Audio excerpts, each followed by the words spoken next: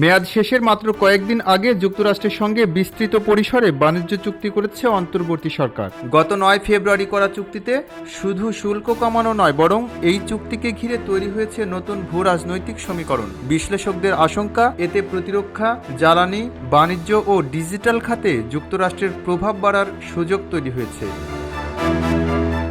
এ প্রসঙ্গে অর্থনীতিবিদ আনু মোহাম্মদ বলেন, এ চুক্তিতে বাংলাদেশকে হাত পা বাঁধা অবস্থায় ফেলা হয়েছে। তার অভিযোগ, নীতি নির্ধারণে জাতীয় স্বার্থের চেয়ে কর্পোরেট প্রভাবই বেশি গুরুত্ব পেয়েছে। নতুন সরকারের প্রতি চুক্তি পুনর্বিবেচনার আহ্বান জানান তিনি।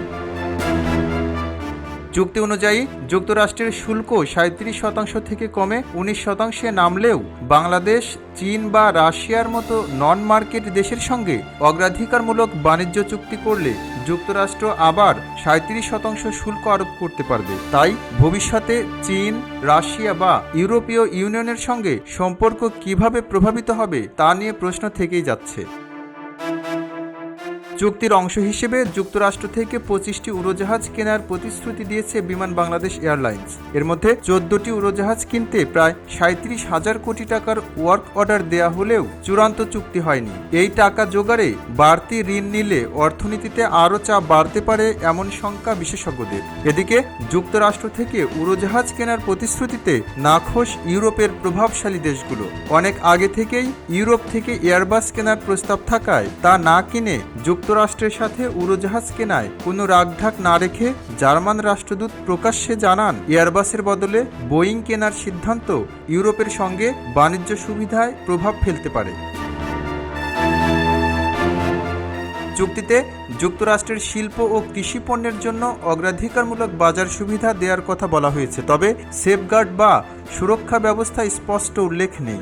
বিশেষজ্ঞদের মতে এতে বৈশ্বিক বাণিজ্যে ভারসাম্য রক্ষা কঠিন হয়ে পড়তে পারে। এসব বিষয়ে সেন্টার ফর পলিসি ডায়ালগের senior research fellow Towfiqul Islam Khan খবরের কাগজকে জানান, চুক্তিতে অন্তর্বর্তী সরকার যুক্তরাষ্ট্রের শিল্প ও কৃষি পণ্যের জন্য অগ্রাধিকারমূলক বাজার সুবিধা দিতে সম্মত হয়েছে। চুক্তি অনুযায়ী আমরা যেসব পণ্য কিনতে বাধ্য হচ্ছি, এর ফলে আগে থেকে এসব পণ্য যেসব দেশ থেকে কিনতাম সেসব দেশ মনে করতে পারে বাংলাদেশকে চাপ দিয়ে অন্য কোনো চুক্তিতে রাজি করানো সম্ভব। যদি এটা হয় তাহলে বৈশ্বিক বাণিজ্যে বাংলাদেশ নিজের ভারসাম্য হারাবে। এছাড়া যুক্তরাষ্ট্র থেকে আমরা যেসব পণ্য কিনতে বাধ্য হচ্ছি তাতে বাংলাদেশ লাভবান হবে কিনা তা নিয়ে উদ্বেগ জানান তিনি। এখন প্রশ্ন উঠেছে, এ চুক্তি কি অর্থনীতির জন্য নতুন সম্ভাবনা, নাকি বড় শক্তিগুলোর দ্বন্দ্বে বাংলাদেশকে একপেশে অবস্থানে দাঁড় করানোর সূচনা? বিশেষজ্ঞদের মতে জাতীয় স্বার্থে খোলামেলা আলোচনা ও স্বচ্ছ মূল্যায়ন এখন সময়ের দাবি। খবরের কাগজ, নিখাত, নির্ভীক, নিরপেক্ষ।